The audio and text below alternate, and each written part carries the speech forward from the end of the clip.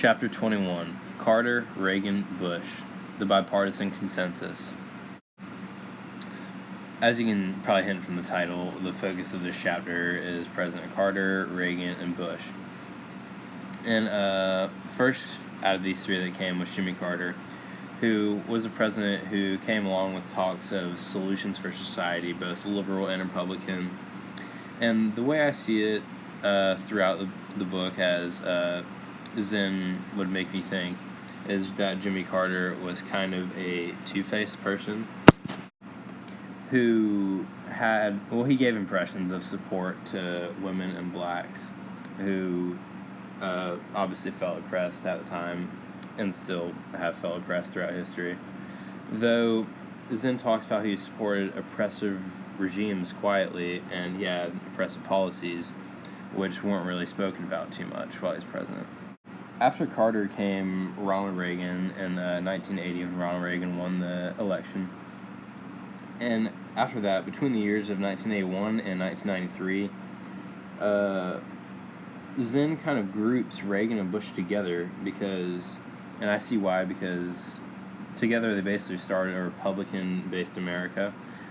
They brought a lot of things back, and they brought a lot of new things in. One of the things brought back was like a death penalty. They also avoided passing environmental laws. Bush allowed manufacturers to increase pollution. He also talks about how Reagan contributed to a lot of unemployment in the country at the time. You can really see that in the late 1980s. About 1/3 of American families were below the poverty line. That was something I definitely didn't know before reading this.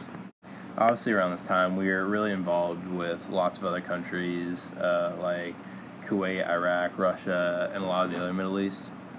The war in Iraq at the time, it was kind of used by the government as a band-aid from the strongly opposed Vietnam War, when, in fact, the Iraq War was not better at all.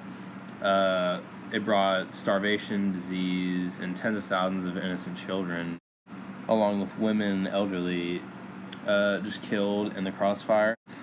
This was mainly a shock to me because this was definitely not that long ago, and we're still definitely doing things just like this out in the Middle East.